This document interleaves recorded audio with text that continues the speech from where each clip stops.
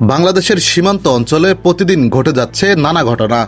কখনো চোরাচালান, কখনো অনুপ্রবেশ, আবার কখনো বিজিবি বিএসএফ এর উত্তেজনা।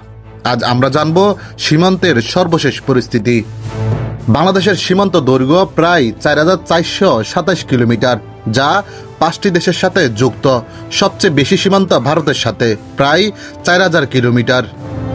এই সীমান্তের দুপাশে বসবাস করছে লক্ষাধিক মানুষ। তাদের জীবিকা অনেকটাই সীমান্ত বাণিজ্য আর কৃষির উপর নির্ভরশীল। তবে প্রতিনিয়ত চোরাচালান ও নিরাপত্তার ঝুঁকি তাদের জীবনকে গড়ে তুলেছে অনিশ্চিত।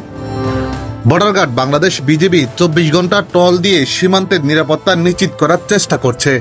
চোরাচালান বন্ধে প্রায় অভিযান পরিচালনা হচ্ছে। সম্প্রতি মাসেই বিজিবি প্রায় কোটি টাকা চোরাচালান পণ্য আটক করেছে।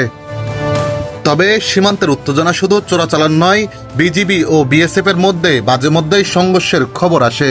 সীমান্ত হত্যা আর অনুপ্রবেশ নিয়ে দুই দেশের মধ্যে বৈঠক হলেও সমাধান পুরোপুরি হয়নি।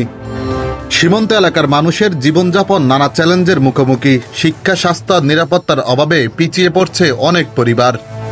এখন সময় হয়েছে সীমান্তের মানুষের জীবনের গল্প তুলে আনার। সীমান্ত পরিস্থিতি শুধু জাতীয় নিরাপত্তা নয়, মানবিক উন্নয়নকেও প্রভাবিত করে। আপনার কি মনে হয় সীমান্তের উন্নয়নে আমাদের আরও কিছু করা উচিত?